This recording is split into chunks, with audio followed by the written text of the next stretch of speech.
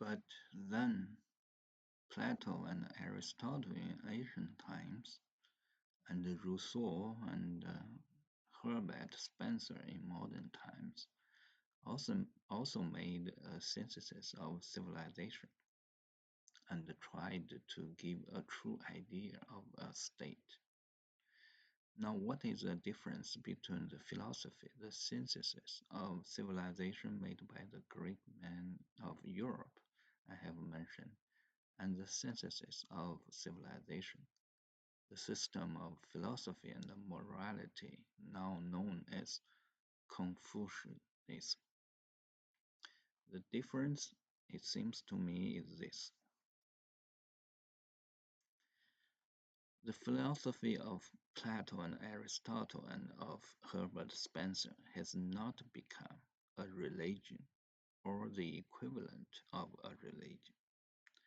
The accepted faith of the masses of a people or nation, whereas Confucianism has become a religion or the equivalent of a religion to even the mass of the population in China.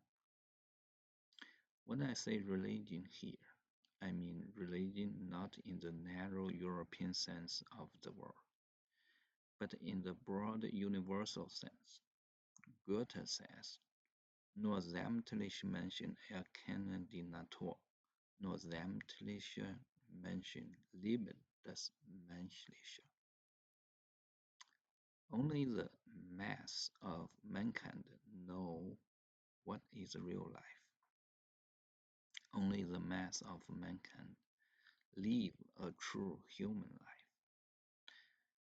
Now, when we speak of religion in its broad, universal sense, we mean generally a system of teachings with rules of conduct, which, as Goethe says, is accepted as true and binding by the mass of mankind, or at least by the mass of the population in a people or nation.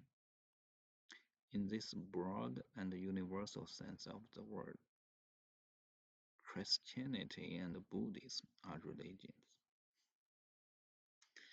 In this broad and universal sense, Confucianism, as you know, has become a religion, as its teaching has been acknowledged to be true and its rules of conduct to be binding by the whole Chinese race and the nation, whereas the philosophy of Plato, of Aristotle, of Herbert Spencer has not become a religion, even in this broad universal sense. That, I say, is the difference between Confucianism and the philosophy of Plato and Aristotle and Herbert Spencer. The one has remained a philosophy for the learned, whereas the other has become a religion or the equivalent of a religion for the mass of the whole Chinese nation, as well as for the learned of China.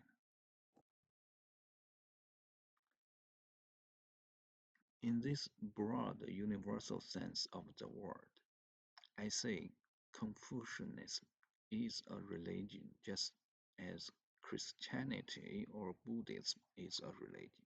But you will remember I said that Confucianism is not a religion in the European sense of the word.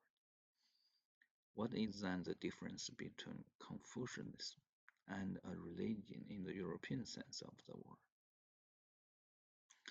There is, of course, the difference that the one has a supernatural origin and element in it, whereas the other has not.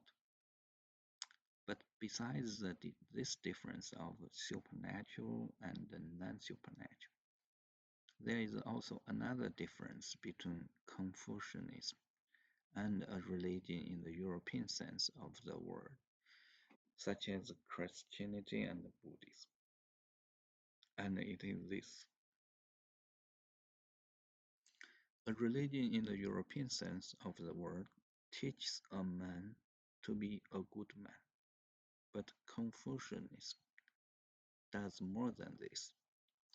Confucianism teaches a man to be a good citizen. The Christian catechism asks, "What is the chief end of man?" But the Confucian catechism asked, "What is the chief end of a citizen?"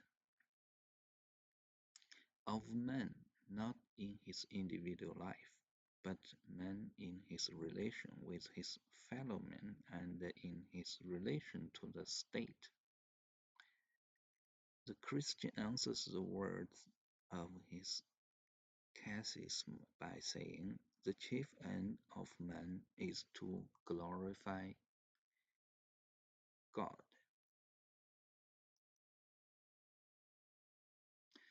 The Confucianist answers the words of his catechism by saying, "The chief end of man is to live as a dutiful son and a good citizen."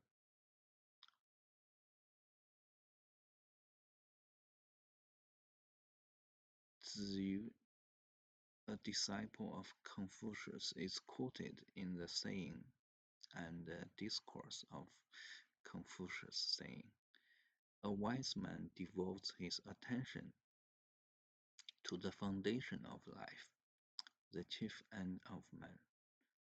When the foundation is laid, wisdom, religion will come. Not to live as a dutiful son and a good citizen is not that the foundation, the chief end of man as a moral being."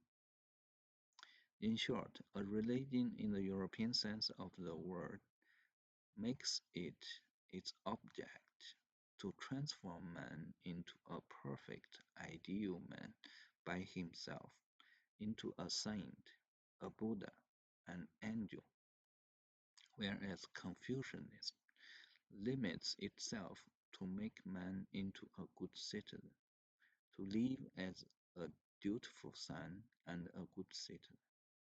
In other words, a religion in the European sense of the word says, if you want to have a religion, you must be a saint, a Buddha, an angel. Whereas Confucianism says, if you live as a dutiful son and a good citizen, you have a religion. In fact, the real difference between Confucianism and religion in the European sense of the word, such as Christianity or Buddhism, is that the one is a personal religion, or what may be called a church religion, whereas the other is a social religion, or what may be called a state religion. The greatest service, I say, which Confucius has done for the Chinese nation is that he gave them a true idea of a state. Now, in giving this true idea of a state, Confucius made that idea a religion.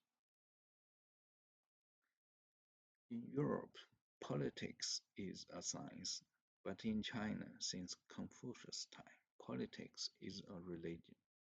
In short, the greatest service which Confucius has done for the Chinese nation, I say, is that he gave them a social or a state religion. Confucius taught this state religion in a book which he wrote in the very last days of his life, a book to which he gave the name Chunqiu, Spring and Autumn. Confucius gave the name of Spring and Autumn to this book because the object of the book is to give the real moral causes which governs the rise and fall, the spring and autumn of nations. This book might also be called the later day annals, like the later day pamphlets of Carly. In this book, Confucius gave a resume of the history of a false and decadent state of society and civilization, in which he traced all the suffering and the misery of that false and decadent state of society and civilization to its real cause, to the fact that man had not a true idea of a state, no right conception of the true nature of the duty which they owe to the state, to the head of the state, the ruler and sovereign. In a way, Confucius in this book taught the divine right of kings. Now I know all of you, or at least most of you, do not now believe in the divine rights of kings. I will not argue the point with you here. I will only ask you to suspend your judgment until you have heard what I have further to say. In the meantime, I will just ask your permission to quote to you here a saying of Charlie. Charlie says, "The right of a king to govern us is either a divine right or a diabolic wrong." Now I want you, on this subject of the divine right of kings, to remember and ponder over this saying of Charlie. In this book, Confucius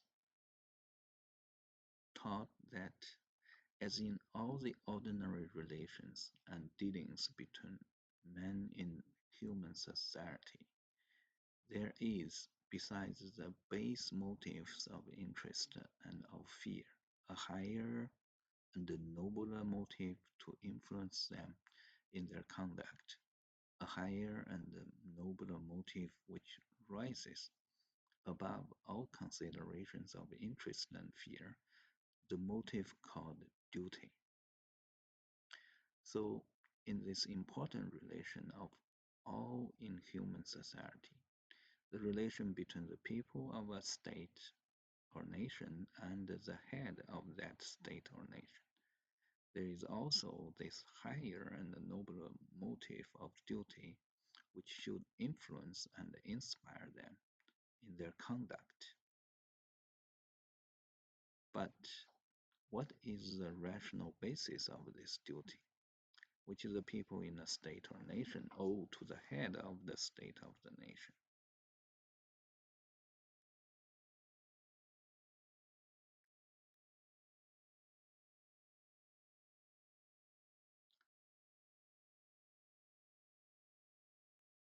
Now, in the feudal age before Confucius' time, which is semi-patriarchal order of society and a form of government, when the state was more or less a family, the people did not feel so much the need of having a clear and firm basis for the duty which they owe to the head of the state, because as they were all members of one clan or family, the tie of kinship or natural affection already in a way bound them to the head of the state,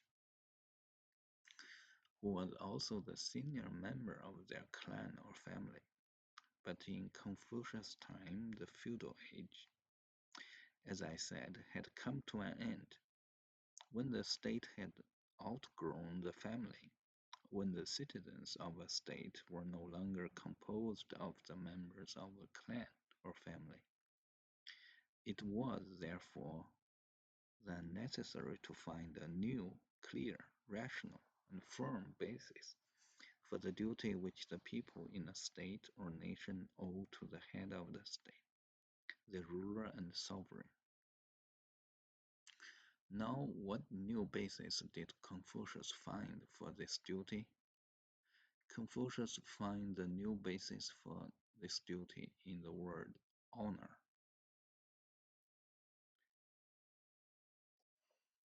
When I was in Japan last year, the ex-Minister of Education, Baron Kikuchi, asked me to translate 4 Chinese characters taken from the book in which, as I said, Confucius taught this state religion of his.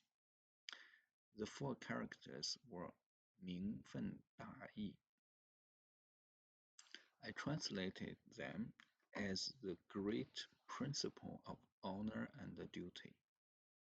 It is for this reason that the Chinese make a special distinction between Confucianism and all other religions by calling the system of teaching taught by Confucius not a Jiao, the general term in Chinese for religion, which they designate other religions such as Buddhism, Mohammedanism, Christianity, but the Ming Jiao, Jiao Ming, the religion of honor. Again, the term 君子之道 in the teaching of Confucius, translated by Dr. Lager as the way of the superior man, for which the nearest equivalent in the European language is moral law, means literally the way, the law of the gentleman. In fact, the whole system of philosophy and morality taught by Confucius may be summed up in one word: the law of the gentleman. Now, Confucius codified this law of the gentleman and made it a religion, a state religion. The first article of faith in this state religion is Ming Fen Da Yi, the principle of honor and duty, which may thus be called a code of honor.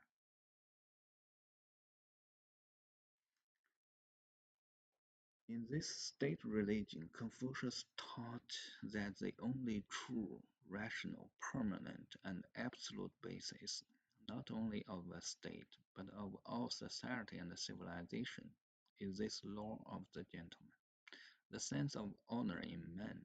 Now, all of you, even those who believe that there's no morality in politics, all of you, I think, know and will admit the importance of this sense of honor in man in human society.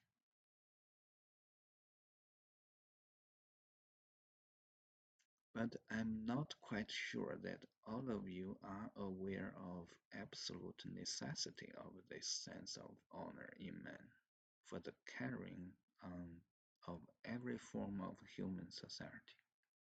In fact, as the proverb which says, there must be honor even among thieves, show even for the carrying on of a society of thieves. Without the sense of honor in man, all society and civilization would on the instant break down and become impossible. Will you allow me to show you how this is so? Let us take, for example, such a trivial matter as gambling in such social life. Now, unless men, when they sit down to gamble, all recognize and feel themselves bound by the sense of honor to pay when a certain color of cards or dice turned up, gambling would on the instant become impossible. The merchant again, unless merchants recognize and feel themselves bound by the sense of honor to fulfill their contracts, all trading would become impossible. But you will say that the merchant who repudiates his contract can be taken to the law court. True. But if there were no law courts, what then? Besides the law court, how can the law court make the defaulting merchant fulfill his contract? By force. In fact, without the sense of honor in man, society can only be held together for a time by force. But then I think I can show you that force alone cannot hold society permanently together. The policeman who compelled the merchant to fulfill his contract used force, but the lawyer, magistrate, or president of republic, how does he make the policeman do his duty? You know he cannot do it by force, but then by what? Either by the sense of honor in the policeman or by fraud. In modern times, all over the world today, and I'm sorry to say now also in China, the lawyer, poli- politician, magistrate, and president of a republic makes the policeman do his duty by fraud. In modern times, the lawyer, politician, magistrate, and president tell the policeman that he must do his duty because it is for the good of society and for the good of his country, and that the good of society means that he, the policeman, can get his pay regularly, without which he and his family would die of starvation. The lawyer, politician, and president of a republic who tells the policeman this, I say, uses fraud.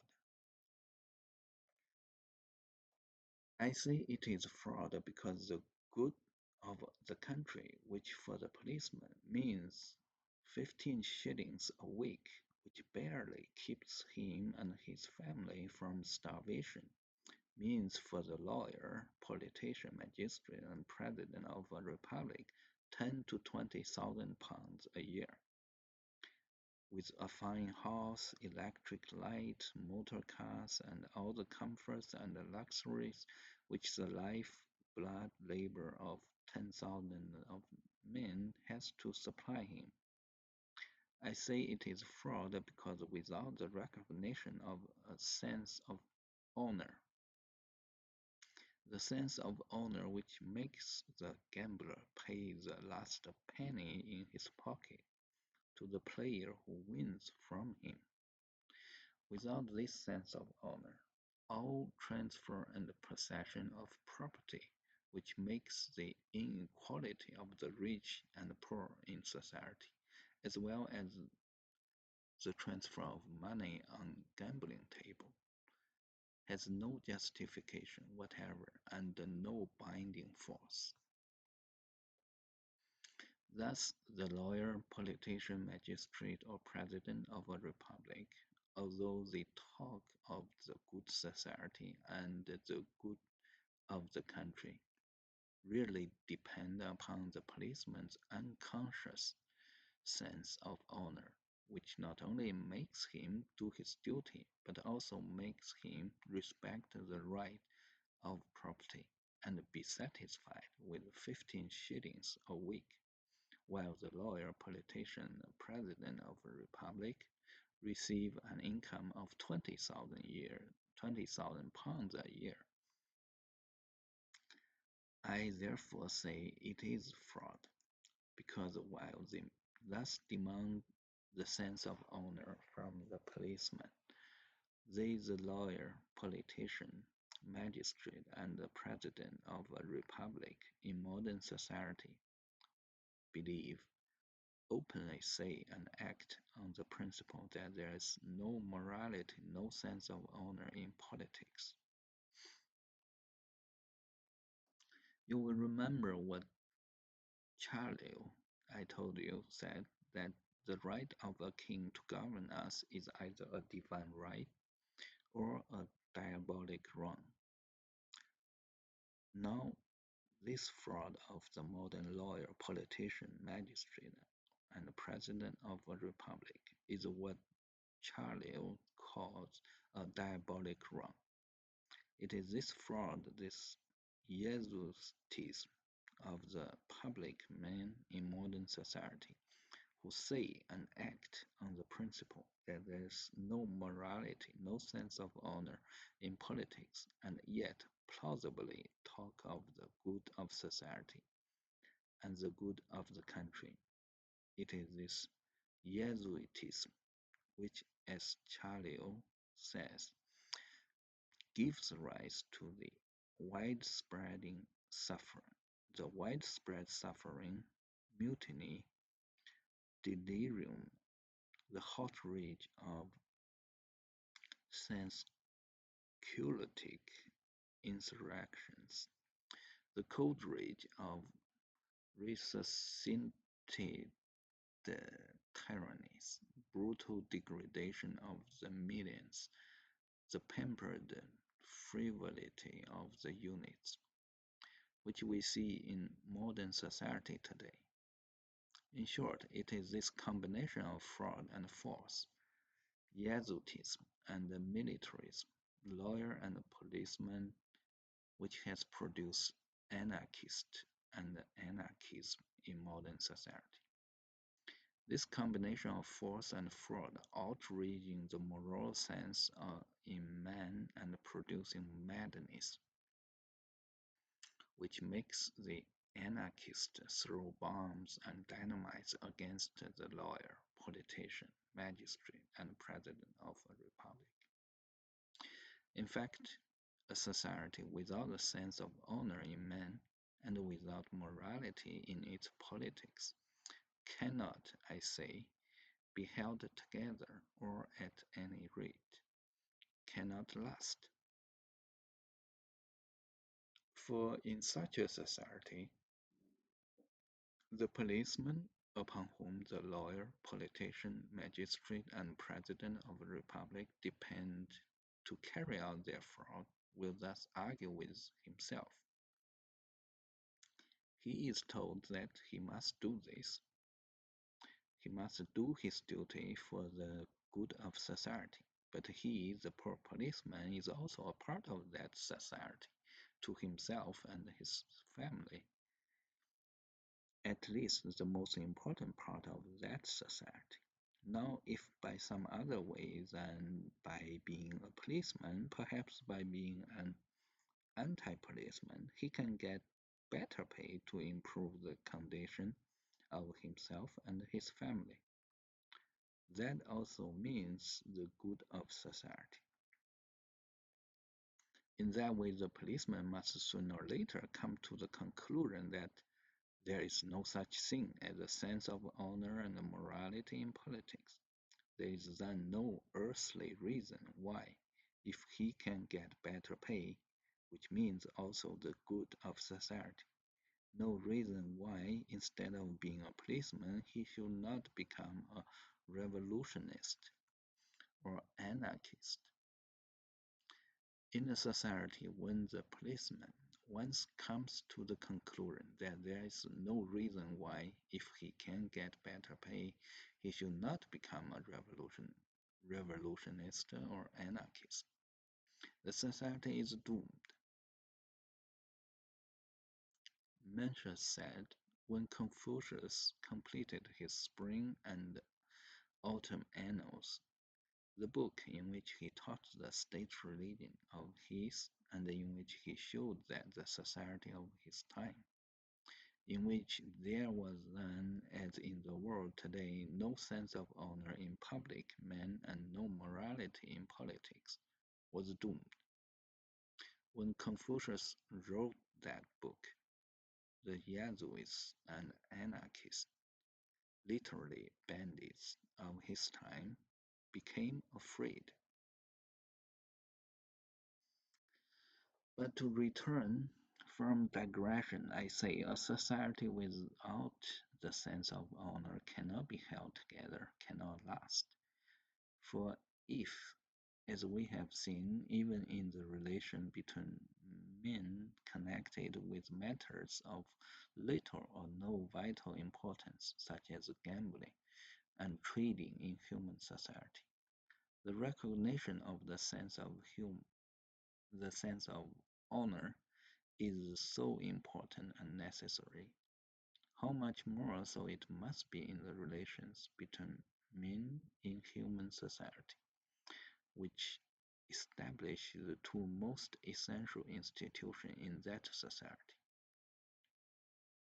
the family and the state. Now, as you all know, the rise of civil society in the history of all nations begins always with the institution of marriage. The church religion in Europe makes marriage a sacrament, i.e., something sacred and inviolable. The sanction for the sacrament of marriage in Europe is given by the Church, and the authority for the sanction is God. But that is only an outward, formal, or so to speak, legal sanction. The true inner and the really binding sanction for the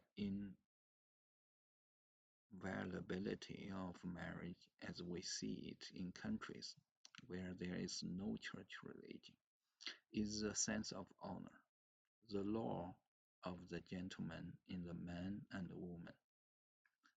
Confucius says the recognition of the law of the gentleman begins with the recognition of the relation between husband and wife.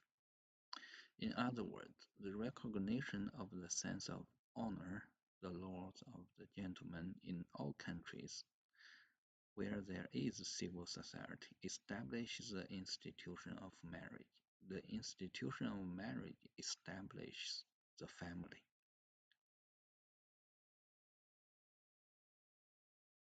I say that the state religion which Confucius taught is a code of honor, which I told you that Confucius made this code out of the law of gentlemen. But now I must tell you that long before Confucius' time, there existed already in China an undefined and unwritten code of law of the gentleman.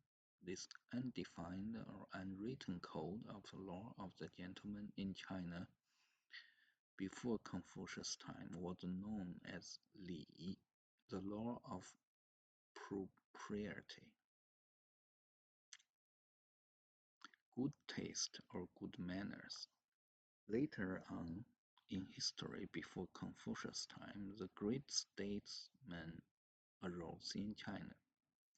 The man known as the great lawgiver of China, generally spoke of as the Duke of Zhou. Zhou about 1135 BC, who first defined, fixed, and made a written code of the law of the gentleman, known then in China as Li, the law of propriety, good taste, or good manners.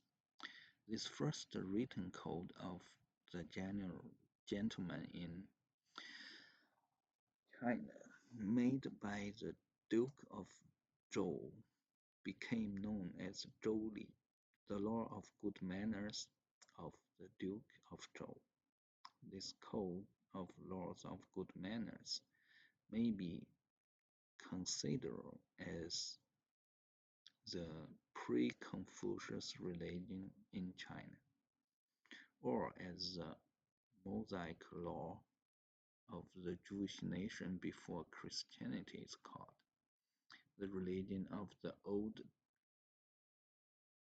dispensation of the Chinese people.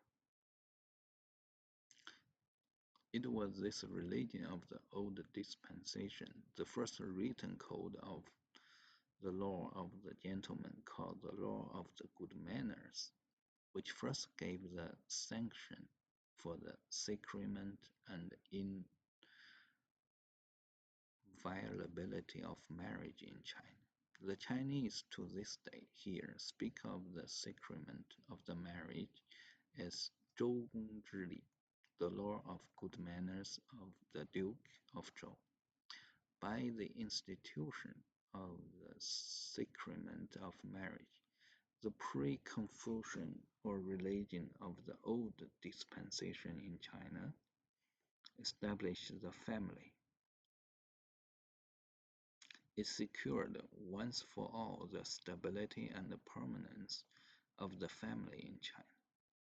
This pre-Confucian religion of the old dispensation, known as the law of the good manners, might thus be called family religion or distinguished from the state religion which Confucius afterwards taught.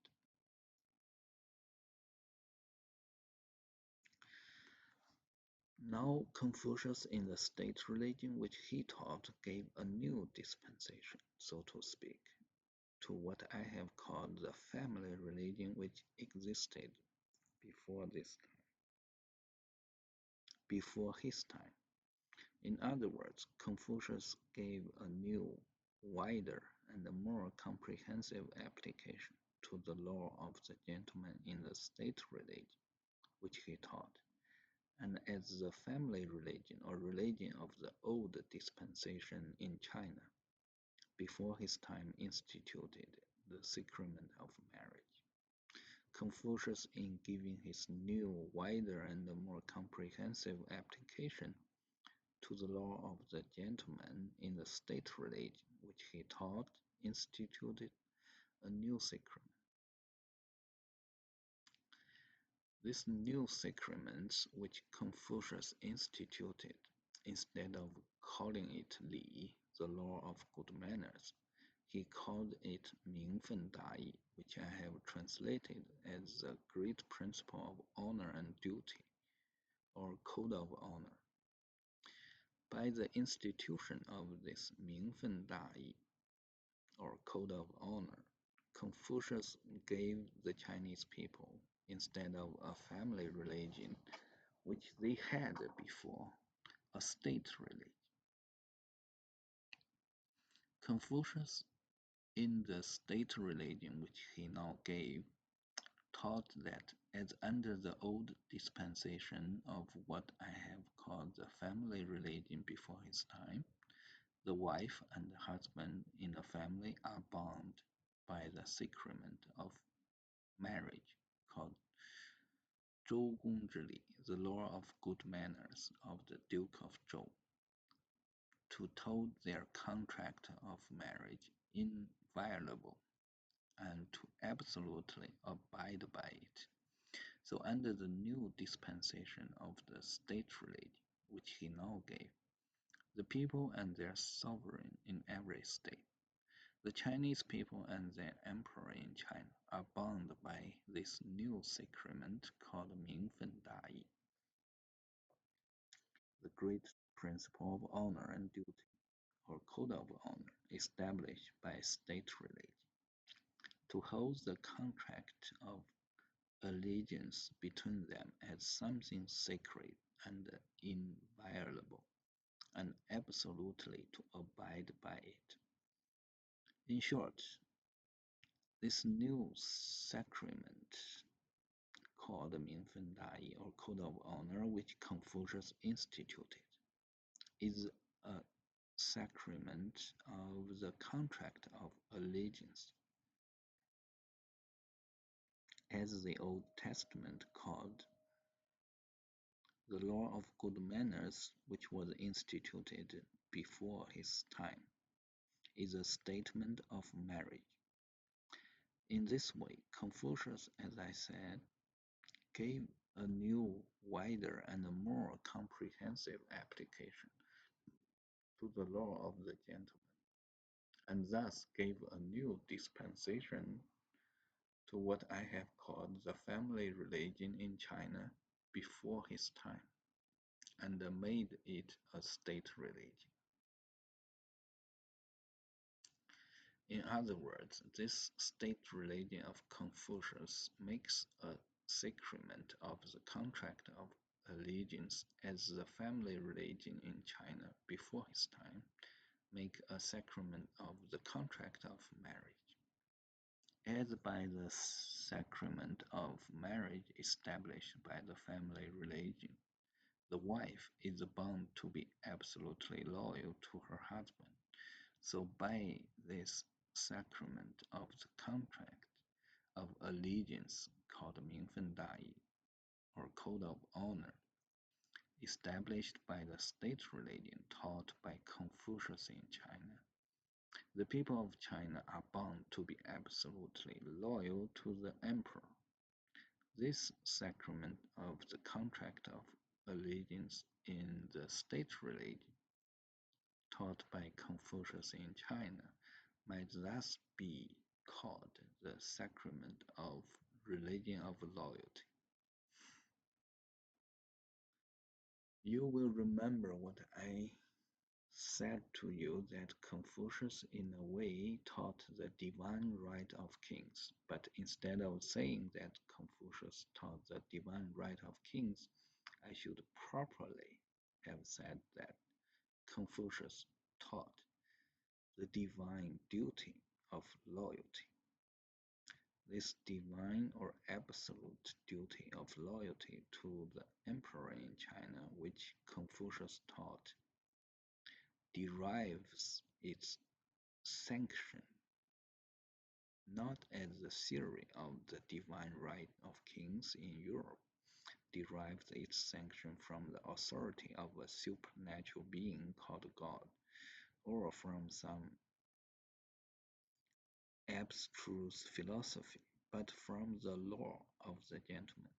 The sense of honor in man, the same sense of honor which in all countries makes the wife loyal to her husband. In fact, the absolute duty of loyalty of the Chinese people to the emperor, which Confucius taught, derives its sanction from the same simple sense of honor which makes the merchant keep his word and fulfill his contract, and the gambler plays the game and pay his gambling debt. Now, as what I have called the family religion, the religion of the old dispensation in China and the church religion in all countries, by the institution of the sacrament and inviolability of marriage, establishes the family. So, what I have called the state religion in China, which Confucius taught, by the institution of his new sacrament of the contract of allegiance, established the state. If you will consider what a great service the man who first instituted the sacrament and established the inviolability of marriage in the world has done for humanity and the cause of civilization, you will then, I think, understand what a great work this is, which Confucius did when he instituted his this new sacrament and established the inviolability of the contract of allegiance.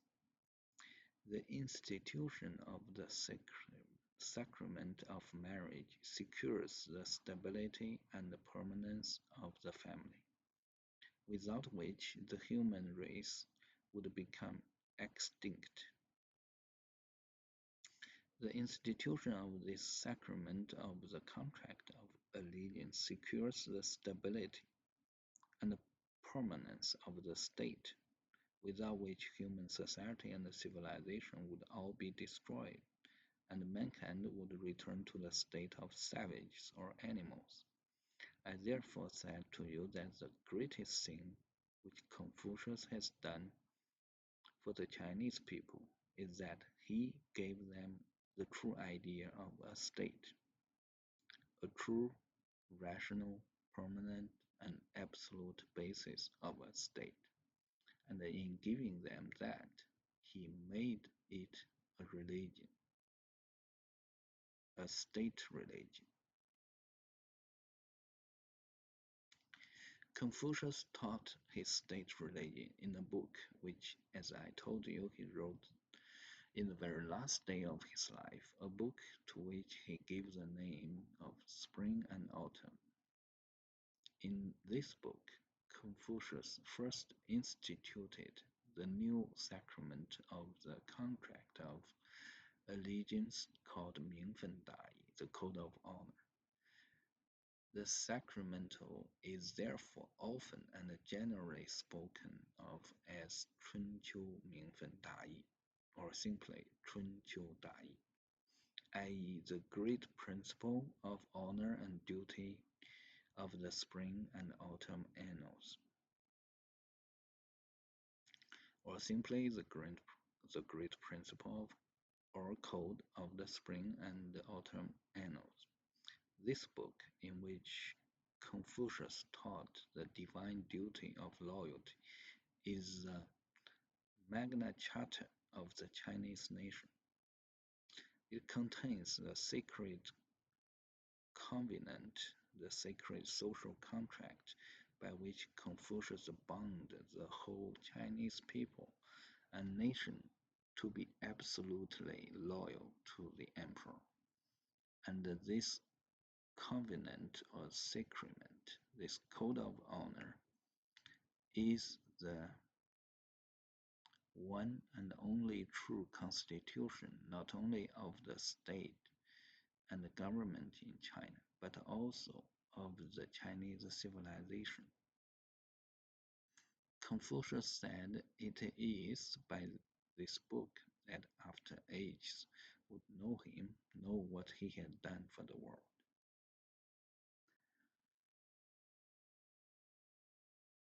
I'm afraid I have exhausted your patience in taking such a very long way to come to the point of what I want to say. But now we have got to the point where I last left you. You will remember I said that the reason why the mass of mankind will always feel the need of religion, I mean religion in the European sense of the word,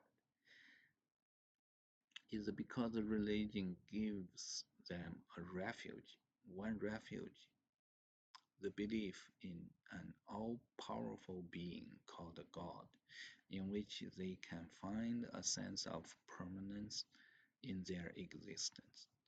But I said that the system of philosophy and morality which Confucius taught, known as Confucianism, can take the place of religion, can make man, even the mass of man, can do without religion. Therefore, there must be, I said, something in Confucianism which can give to man, to the mass of mankind, the same sense of security and sense of permanence which religion gives. Now I think we have found this something. This something is the divine duty of loyalty to the emperor taught by Confucius in the state religion which he has given to the Chinese nation.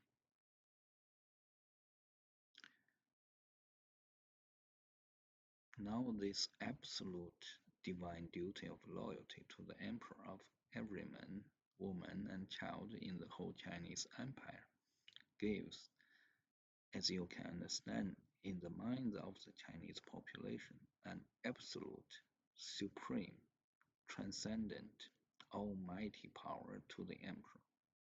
And this belief in the absolute, supreme, transcendent, almighty power of the emperor it is which gives to the Chinese people, to the mass of the population in China, the same sense of security which the belief in God, in religion, gives to the mass of mankind in other countries. The belief in the absolute, supreme, transcendent, almighty power of the emperor also secures in the mind of the Chinese population the absolute stability and the permanence of the state. This absolute stability and permanence of the state again secures the infinite continuance and the lastingness of society. This infinite continuance and the lastingness of society finally secures in the minds of the Chinese population the morality of the race. Thus, it is this belief in the immorality of the race derived from the belief in the almighty power of the emperor, given to them by the divine duty of loyalty, which gives to the Chinese people, the mass of the population in China, the same sense of permanence in their existence, which the belief in the future life of religion gives to the mass of mankind in other countries.